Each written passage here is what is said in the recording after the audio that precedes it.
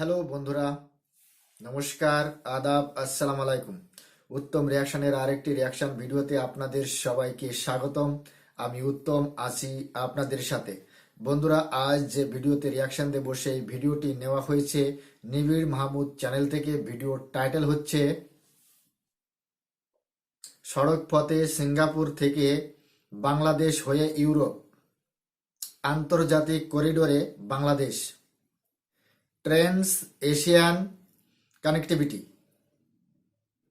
বন্ধুরা, আপনারা যদি আমার চ্যানেলে নতুন হয়ে থাকেন তাহলে চ্যানেলটি সাবস্ক্রাইব করে আমার পাশেই থাকবেন, বেল আইকন অন করে অল করে রাখবেন পরবর্তী ভিডিও নোটিফিকেশন পাওয়ার জন্য। অলরেডি যেসব বন্ধুরা চ্যানেলটি সাবস্ক্রাইব করে আমার পরিবারের সদস্য হয়েছেন তাদের প্রতি রইল অসংখ্য ধন্যবাদ। ভিডিওটা ভালো লাগলে একটা লাইক করবেন, শেয়ার করে আপনার বন্ধুদের দেখার সুযোগ করে দিতে পারেন। কমেন্ট সেকশনে লিখে অবশ্যই জানাতে পারেন আপনার বহু মূল্যবান মতামত। অরিজিনাল ভিডিওর লিংক আমার ডিসক্রিপশনে মেনশন করা থাকবে, আপনারা চাইলে চ্যানেলটি ভিজিট করতে পারেন এবং চ্যানেলের ভিডিওগুলো অবশ্যই দেখতে পারেন।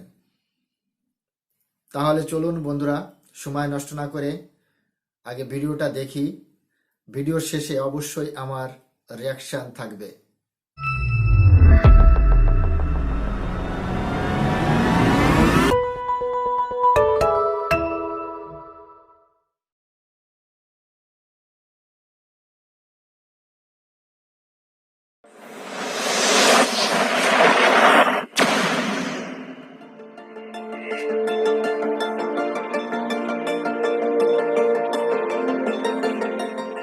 গঙ্গা ও ব্রহ্মপুত্র দক্ষিণ এশিয়ার দীর্ঘতম নদী। এই নদী দুটি বঙ্গোপসাগরে গিয়ে মিশেছে।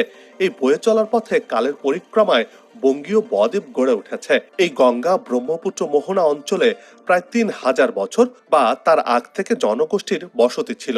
ইতিহাসের নানান চড়াই উতরাই পেরিয়ে বর্তমানে স্বাধীন রাষ্ট্র বাংলাদেশ।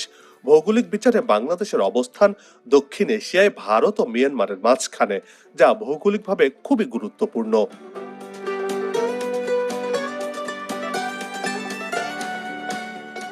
বাংলাদেশের পশ্চিম, উত্তর এবং পূব দিকে জুড়ে রয়েছে ভারত। পশ্চিমে রয়েছে ভারতের পশ্চিমবঙ্গ রাজ্য, উত্তরে পশ্চিমবঙ্গ, আসাম, মেঘালয় রাজ্য, পূর্বে আসাম, ত্রিপুরা, মিজোরাম রাজ্য এবং পূর্বে ভারতের পাশাপাশি মিয়ানমার বা বার্মার সাথে সীমান্ত রয়েছে বাংলাদেশের। দক্ষিণে রয়েছে বঙ্গোপসাগর। বাংলাদেশের স্থল সীমারেখার দৈর্ঘ্য ৪,২৪৬ কিলোমিটার, যার ৯৪% ভারতের সাথে এবং বাকি ৬% মিয়ানমারের সাথে। বাংলাদেশের তটরেখার দৈর্ঘ্য ৫৮০ কিলোমিটার। এই দেশটির দক্ষিণ পূর্বাংশে কক্সবাজারে পৃথিবীর দীর্ঘতম সমুদ্র সৈকত রয়েছে।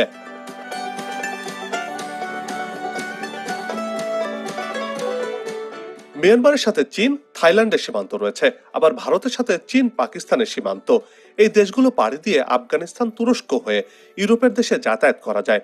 অর্থাৎ স্থল ভাগ দিয়ে চাইলে জাপান, চীন, মালয়েশিয়া, থাইল্যান্ড কিংবা সিঙ্গাপুর থেকে মিয়ানমার হয়ে বাংলাদেশের ওপর দিয়ে ভারত, পাকিস্তান পাড়ি দিয়ে ইউরোপে যাতায়াত করা সম্ভব, যেমনটি হয়েছে ট্রান্স সাইবেরিয়ান রুটে। পূর্ব ও পশ্চিমের মেলবন্ধনের জন্য ভৌগোলিক দিক থেকে বাংলাদেশ অত্যন্ত গুরুত্বপূর্ণ অবস্থানে রয়েছে।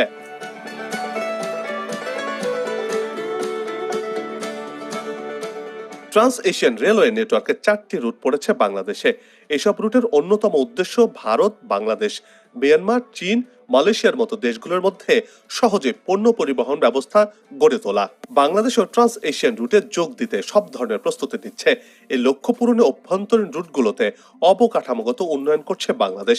এর মধ্যে ঢাকা থেকে কক্সবাজার পর্যন্ত রেল নেটওয়ার্ক গড়ে উঠেছে। দৈনিকই যাত্রী নিয়ে ঢাকা কক্সবাজার রুটে ট্রেন চলাচল করছে। এই ট্রেন যাত্রা এক ভিন্ন মাত্রায় নিয়ে গেছে দেশের rail যোগাযোগকে।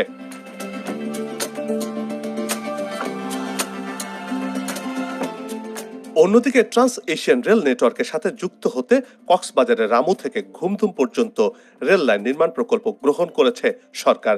Dhaka Cox's Bazar rail line প্রকল্পের দ্বিতীয় ধাপে এই পথে অর্থাৎ কক্সবাজারের রামু থেকে ঘুমধুম পর্যন্ত রেল লাইন নির্মাণ হওয়ার কথা রয়েছে। মিয়ানমারের অংশের সাথে যুক্ত হলে একসাথে গাঁথামালার পথে ট্রান্স এশিয়ান রেল লাইনটি অনেক দূর এগিয়ে যাবে।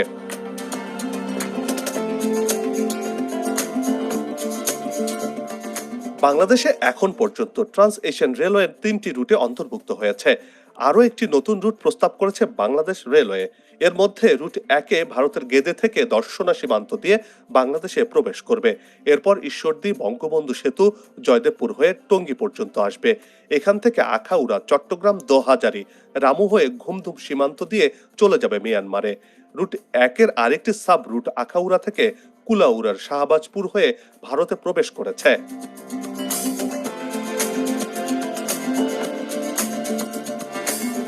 দ্বিতীয় রুটটি ভারতের সিঙ্গাবাদ থেকে চাঁপাইনবাবগঞ্জের রহনপুর সীমান্ত দিয়ে প্রবেশ করেছে বাংলাদেশে। রাজশাহী, আব্দুল্লাপুর, ঈশ্বরদী হয়ে সেটি মিশেছে রুট 1-এর সঙ্গে। রুট 3-এর শুরুটা ভারতের রাধিকাপুরে। এ রুট বাংলাদেশে প্রবেশ করেছে দিনাজপুরের বিরল সীমান্ত দিয়ে। সেখান থেকে পার্বতীপুর, আব্দুল্লাপুর, ঈশ্বরদী হয়ে রুট 1-এর সঙ্গে মিশেছে। এই তিনটি রুটের সঙ্গে বাংলাদেশ রেলওয়ে আরও একটি ট্রান্স এশিয়ান রেলওয়ে রুট প্রস্তাব করেছে। প্রস্তাবিত রুটটি ভারতে শুরু পেট্রাপোলে, বেনাপোল সীমান্ত দিয়ে বাংলাদেশে প্রবেশের পর যশোর ভাঙ্গা পদ্মা সেতু হয়ে মাওয়া, ঢাকা, টঙ্গী হয়ে দ্বিতীয় তৃতীয় রুটের মতোই রুট 1-এর সঙ্গে মিলিত হয়েছে।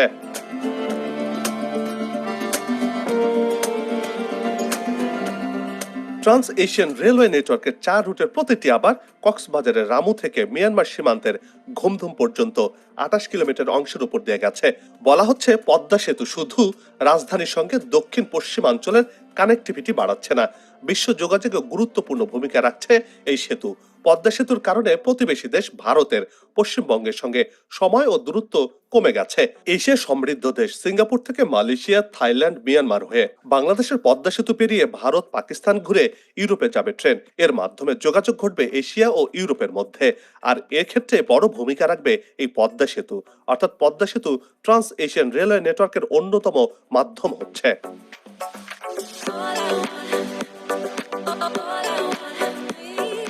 খরস্রোতা নদীর বুকে বিশাল পদ্মা সেতু দেশের অর্থনীতির এগিয়ে নেওয়ার জন্য বড় নিয়ামক হিসেবে কাজ করছে।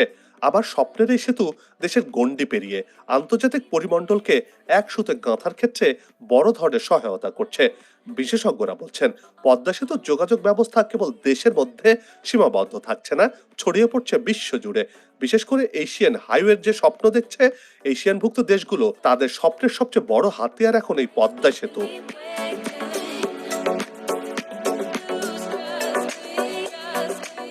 2009 সালে বাংলাদেশ জাতিসংঘের সঙ্গে এশিয়ান হাইওয়ে সম্পর্কিত একটি গ্রুপে যুক্ত হয়। ওই মহাসড়কের মাধ্যমে এশিয়ার 32টি দেশের সঙ্গে আঞ্চলিক যোগাযোগ ব্যবস্থা সুগম হবে। তৈরি হবে 1,45,000 কিলোমিটারের বিশাল সড়ক পথ। এই সড়ক পথের 3টি গুরুত্বপূর্ণ রুট যাবে বাংলাদেশের উপর দিয়ে। এই 3টি রুটে 1,771 কিলোমিটার দৈর্ঘ্যের বিশাল সড়ক পথটি অবস্থান হবে বাংলাদেশের মানচিত্রে।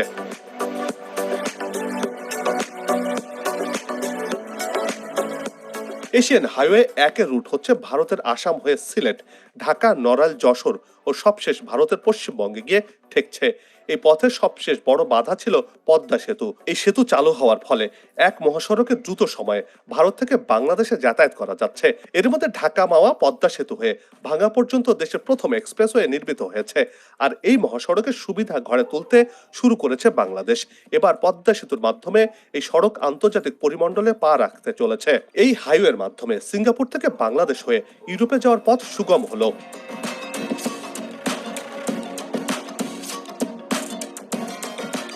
বাংলাদেশের দক্ষিণাঞ্চলকে ট্রান্স এশিয়ান হাইওয়ে এবং ট্রান্স এশিয়ান রেলওয়ের সঙ্গে যুক্ত করেছে পদ্মা সেতু।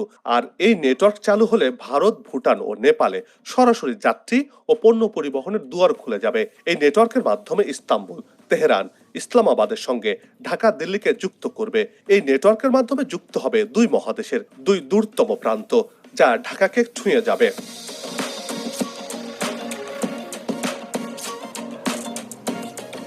এদিকে সড়ক পরিবহন ও সেতু মন্ত্রণালয় সূত্রে জানা গেছে ব্যবসা বাণিজ্য প্রসারে Asian highway south Asia sub regional economic cooperation বা সাসেকের আওতায় বাংলাদেশ, ভারত, চীন ও মিয়ানমারের মধ্যে প্রস্তাবিত অর্থনৈতিক করিডোরে নতুন করে যুক্ত হতে যাচ্ছে বাংলাদেশের 8টি মহাসড়ক। এসব সড়কের মোট দৈর্ঘ্য হবে 600 কিলোমিটার। আন্তর্জাতিকভাবে ব্যবহারের উপযোগী করতে এসব সড়কের উপর সমীক্ষা চালিয়ে নকশাও চূড়ান্ত করা হয়েছে বলে জানা গেছে।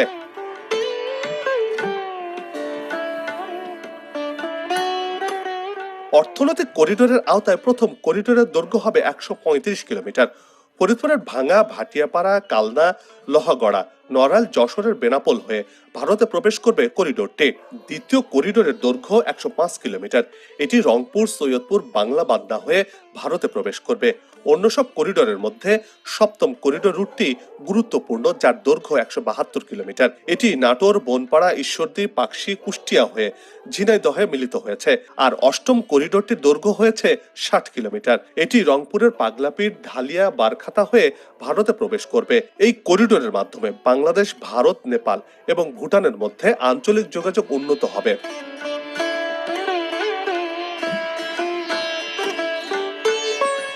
আন্তর্জাতিক এই হাইওয়ে করিডোরে যুক্ত হতে বাংলাদেশ সরকার সারা দেশে নিরবিচ্ছিন্ন ও 4 লেনের মহাসড়ক নির্মাণ করছে। এসব কাজও অনেক দূরে গিয়েছে। এই যেমন ঢাকা মাওয়া ভাঙ্গা এক্সপ্রেসওয়ে নির্মাণের কাজ শেষ হয়েছে, এবার যশোর পর্যন্ত এক্সপ্রেসওয়ে নির্মিত হচ্ছে। অন্যদিকে বরিশাল হয়ে কুয়াকাটা পর্যন্ত হচ্ছে 4 লেনের মহাসড়ক।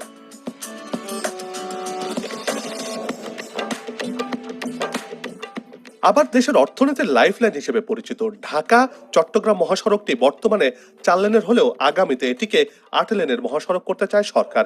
সেই হিসেবে কাজ এগিয়ে চলছে। আবার দেশের আরেক গুরুত্বপূর্ণ রুট হলো ঢাকা সিলেট মহাসড়ক। এটিও সার্ভিস লেন সহ 4 লেনের করে নির্মিত হচ্ছে। আবার ঢাকা রংপুর মহাসড়কটি 4 লেন তৈরির কাজ শেষ পর্যায়ে রয়েছে। বর্তমানে ঢাকা থেকে এলেঙ্গা পর্যন্ত 4 লেনের কাজ শেষ হয়েছে। এলেঙ্গা থেকে রংপুর পর্যন্ত 4 লেন সড়কটির বেশিরভাগের কাজই শেষ হয়েছে। দৃশ্যমান হয়েছে এই পথের বেশিরভাগ অংশ।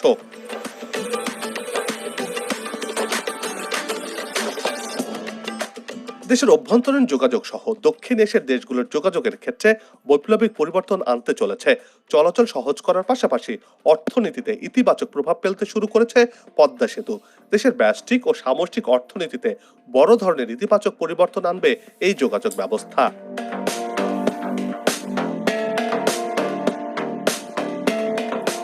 বাংলাদেশের ভৌগোলিক অবস্থানকে কাজে লাগিয়ে দক্ষিণ এশিয়া এবং দক্ষিণ পূর্ব এশিয়ার মধ্যে একটি সংযোগ সেতু হিসেবে কাজ করবে এই বাংলাদেশ। অন্যদিকে প্রাচ্য পাশ্চাত্যের মেলবন্ধন ঘটবে বাংলাদেশের মাধ্যমে। তাই বলা হচ্ছে আন্তর্জাতিক যোগাযোগের অন্যতম রুট হতে পারে বাংলাদেশ। বাংলাদেশ আন্তর্জাতিক রুটগুলোর সাথে যুক্ত হলে দেশের অর্থনীতি এগিয়ে যাবে, বাংলাদেশ পৌঁছে যাবে এক ভিন্ন মাত্রায়। বন্ধুরা, ভিডিওটি এখানেই শেষ হয়েছে। বাংলাদেশ একটি ইম্পর্টেন্ট জায়গা হিসেবে দেখানো হয়েছে এই ভিডিওতে, কিন্তু বাংলাদেশের থেকে ভারত ভৌগোলিক দিক দিয়ে সব থেকে বেশি ইম্পর্টেন্ট। তার কারণ বাংলাদেশের চারিপাশেই ভারত রয়েছে। তাই বাংলাদেশকে যদি অন্যান্য জায়গা বা অন্যান্য দেশের সাথে যদি সংযুক্ত হতে হয়, তাহলে ভারতের সাথে আগে সংযুক্ত হতে হবে। সে ইউরোপের সাথেই হোক, সে সিঙ্গাপুরের সাথেই হোক, সে চায়নার সাথেই হোক, সে নেপালের সাথেই হোক, সে ভুটানের সাথেই হোক। অতএব গুরুত্বপূর্ণ কোনটা, বাংলাদেশ না ভারত? সিঙ্গাপুর থেকে ইউরোপ পর্যন্ত যেতে গেলে বাংলাদেশকে বয়কট করেও কিন্তু যাওয়া যায়। কলকাতা থেকে থাইল্যান্ড পর্যন্ত একটা করিডোর নির্মাণ হচ্ছে, 2800 কিলোমিটার। 2800 কিলোমিটার। বাংলাদেশও আগ্রহ দেখিয়েছে এই করিডোরের সাথে যুক্ত হওয়ার জন্য। ভারতের কলকাতা থেকে শুরু হয়ে শিলিগুড়ি হয়ে, আসাম হয়ে, নাগাল্যান্ড হয়ে, মিজোরাম হয়ে, ত্রিপুরা হয়ে, মায়ানমার হয়ে, তারপর থাইল্যান্ডে পৌঁছাচ্ছে সড়কটি। এটাও একটা অর্থনৈতিক করিডোর। তো বাংলাদেশ যতটা গুরুত্বপূর্ণ, তার থেকে বেশি গুরুত্বপূর্ণ ভারত। আমি কেন বলছি?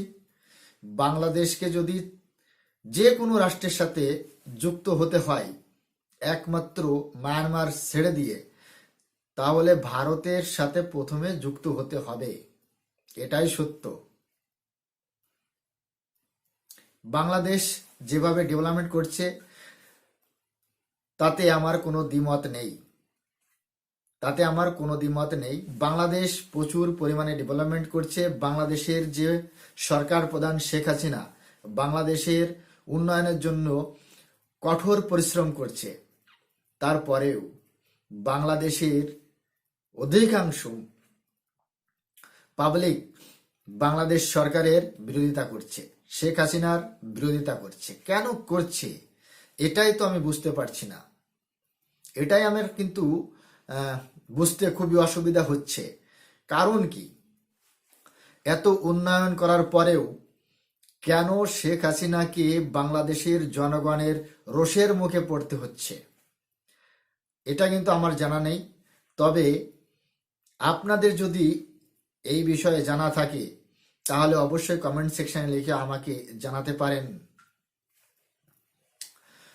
বন্ধুরা, বাংলাদেশকে ভারত অ্যাক্সেস দেবে নেপালের সাথে, ভুটানের সাথে, মায়ানমারের সাথে অ্যাক্সেস দেবে, সিঙ্গাপুরের সাথে দেবে, থাইল্যান্ডের সাথেও দেবে, একমাত্র চীনকে বাদ দিয়ে ভারত সব দেশের সাথেই বাংলাদেশ বিজনেস করতে পারবে ভারতের উপর দিয়ে, মাত্র চীনকে ছেড়ে দিয়ে। চীনের সাথে কোনো বিজনেস করতে পারবে না ভারতের উপর দিয়ে, ভারতের জমি ব্যবহার করে। তাতে বাংলাদেশ যদি চায় যে ভারতকে বাংলাদেশের উপর দিয়ে যে অ্যাক্সেস দিচ্ছে ত্রিপুরার জন্য, সেভেন সিস্টার রাজ্যের জন্য, না দিক, তাতে কোনো অসুবিধা নেই। আমাদের যাওয়ার জায়গা আছে, এটা বুঝতে হবে। বাংলাদেশে যেভাবে চিনি প্রজেক্ট চলছে তাতে আগামী দিনে এটাই শঙ্কা রয়েছে বা হচ্ছে যে আরেকটা পাকিস্তান বা শ্রীলঙ্কা দেখতে না হয়। চীন যেখানে যেখানে ইনভেস্ট করেছে সেই দেশগুলি বরবাদ হয়েছে। পাকিস্তান উদাহরণ, শ্রীলঙ্কা উদাহরণ, ইনফ্যাক্ট আফ্রিকান কান্ট্রিও একটা উদাহরণ। আগামী দিনে বাংলাদেশ চীনের যে পাঞ্জা তার নিচে যেন না চলে যায়, সেদিকে খেয়াল রাখতে হবে। এটা আমার কথা নয়, এটা বাংলাদেশেরই জনগণের কথা। বাংলাদেশের অনেকে এরকম আছে, তারা চীনের এই প্রজেক্টগুলোর বিরোধিতা করছে। বাংলাদেশের অধিকাংশ মানুষ চীনের এই প্রজেক্ট ভালো চোখে দেখছে না। বন্ধুরা, আপনারা যদি চ্যানেলে নতুন হয়ে থাকেন তাহলে চ্যানেলটি সাবস্ক্রাইব করে আমার পাশেই থাকবেন, বেল আইকন অন করে অল করে রাখবেন পরবর্তী ভিডিও নোটিফিকেশন পাওয়ার জন্য। অলরেডি যেসব বন্ধুরা চ্যানেলটি সাবস্ক্রাইব করে আমার পরিবারের সদস্য হয়েছেন তাদের প্রতি রইল অসংখ্য ধন্যবাদ। ভিডিওটা ভালো লাগলে একটা লাইক করবেন, শেয়ার করে আপনার বন্ধুদের দেখার সুযোগ করে দিতে পারেন। কমেন্ট সেকশনে লিখে অবশ্যই জানাতে পারেন আপনারা কোন ধরনের ভিডিওতে রিয়াকশন চান, আমি চেষ্টা করব সেই ধরনের ভিডিওতে রিয়াকশন দেওয়ার। সবাই ভালো থাকুন, সুস্থ থাকুন। দেখা হচ্ছে নেক্সট কোনো রিয়াকশন ভিডিওতে। ততক্ষণ সবাইকে নমস্কার, জয় হিন্দ।